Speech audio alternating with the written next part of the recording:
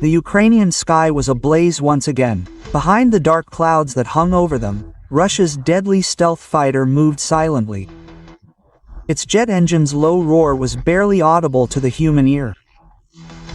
And in mere minutes, the precision missile soared through the air, striking the heart of Kyiv's vital infrastructure.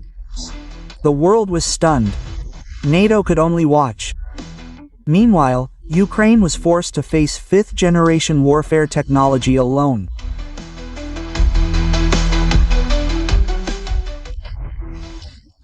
August 2025. This was the moment when modern warfare showed its coldest and deadliest face. Russian Su-57 stealth fighter jets launched their largest airstrike on Ukraine this year. From hundreds of kilometers inside Russian territory, far from the reach of Ukrainian air defenses, the Su-57 launched Kh-99 cruise missiles, stealthy weapons designed to disappear from enemy radar. The targets were not only military facilities, but also vital points that support civilian life, Kyiv's largest power plant, the energy distribution center, and even residential areas. Within minutes, the power grid was down, black smoke billowed into the sky, and sirens wailed through the night. In the streets of Kyiv, residents ran for cover. But for such a low-profile missile, the warning came too late. And therein lies the real horror.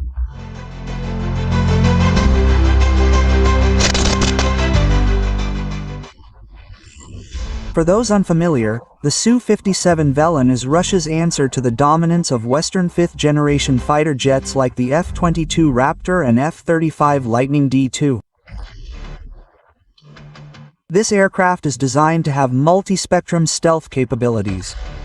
This means it is not only difficult to detect by radar, but also has a low heat signature and very minimal radio emissions.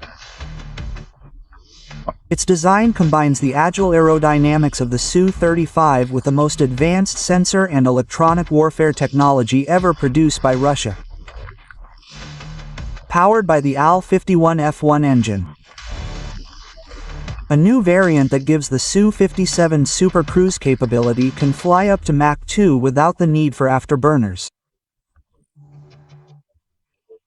Its Ian N036 Bayalka radar has 360-degree coverage, allowing it to track dozens of targets simultaneously.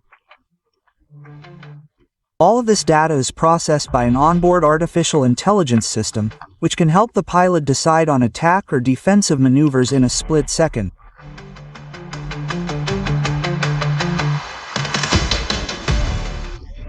In this August attack, Russia chose the Kh-69 as its primary weapon. This cruise missile is an evolution of the Kh-59, but redesigned with technology that reduces radar cross-section, allowing it to fly at low altitudes. It follows the contours of the terrain with a range of up to 400 kilometers and a 300-kilogram warhead of both concrete penetrating and cluster types. The Kh-69 is capable of destroying defense bunkers, energy facilities, and large mobile targets.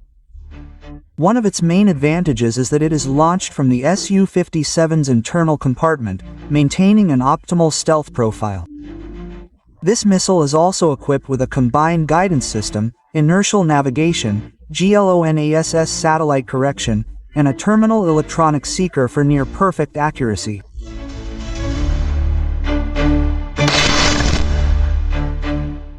Russia is not only relying on technology but also testing new doctrine.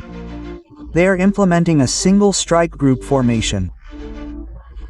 The Su-57 is tasked with carrying the R-77M long-range air-to-air missile to eliminate enemy aircraft threats. Two other Su-57s fly closer to the attack line, releasing Kh-69s at predetermined targets. All of this is done from outside the range of Ukraine's air defense systems. This means that to prevent an attack, Ukraine must violate Russian airspace, something that is nearly impossible without triggering a major escalation.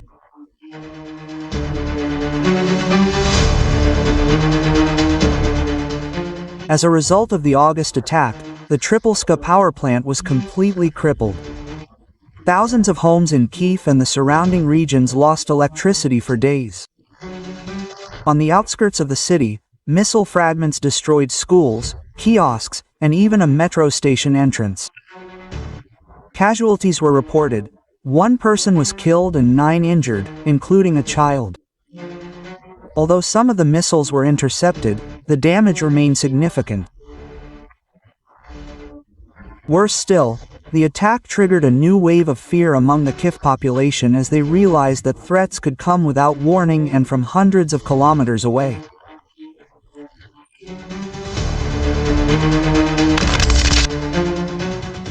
For Russia, this attack was not just a military operation, but a real-life test to prove the Su-57's capabilities on the modern battlefield.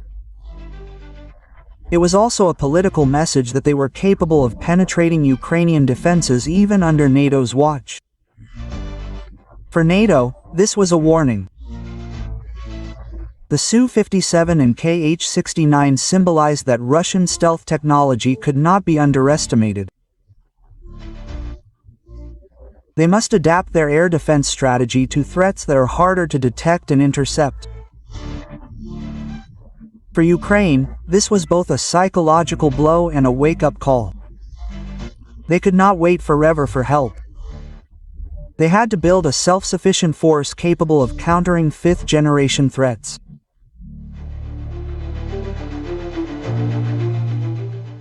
This August was not just about downed missiles. This was a new chapter in modern warfare. One where victory was no longer determined by the number of troops on the front lines, but by who controlled the air and who had the ability to strike unseen. The Su-57 has proven itself as a strategic weapon. And as long as Ukraine doesn't have an answer to this threat, the shadow of the stealth will continue to haunt its skies. The world watches and waits. Will Ukraine find a way to shoot down the stealth before it's too late?